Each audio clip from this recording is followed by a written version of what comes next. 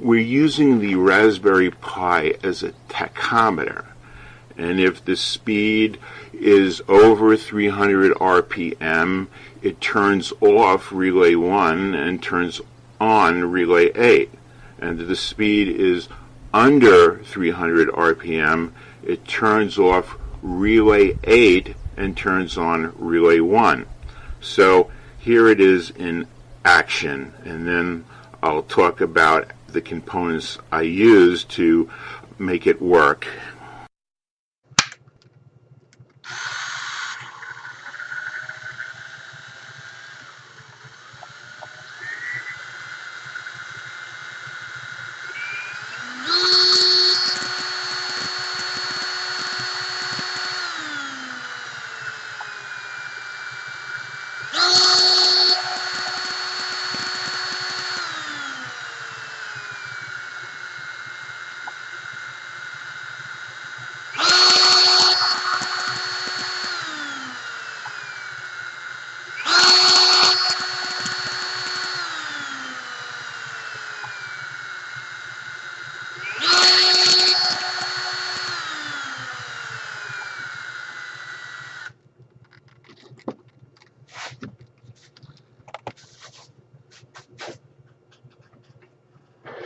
I vary the speed of the hand drill. Attached to the hand drill is a black disc. On the disc is a thin strip of white tape. Every time the strip passes by the TCRT 5000 sensor, it sends a signal to the Pi, and calculating that action over time will give the RPM. The TCRT 5000 is on a circuit board with analog out, digital out, ground, and voltage pins. Digital out is connected to the Raspberry Pi GPIO pin. The ground is obviously connected to ground, and voltage is connected to a 3.3 volt pin. The software used is from the site you see here.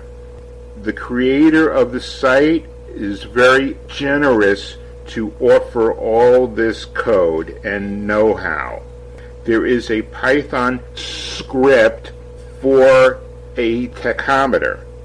I modify that code by placing an if-then block in it.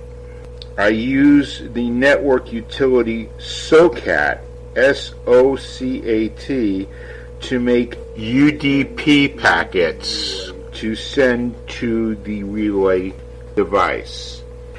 Everything is networked with a static IP and is connected to a hub.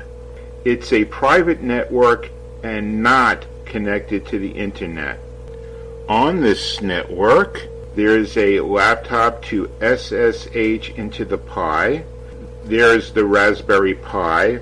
And importantly, the relays are networked and connected. The relays are from KM-Tronic, and this device has a network IP address, and you send the appropriate UDP packets to control the relay. Check out the KM-Tronic website. It's a really good website. So the KM-Tronic unit gets the UDP and via its relays turns on or off the LEDs. So that's my quick overview. One caveat: if you try this, you're going to learn a lot, but I'm not responsible for any negative outcomes. But again, it's worth trying. You will learn a lot. I learned about the Raspberry Pi, about sensors, about programming, about electronics, and about relays. And it was a good project, and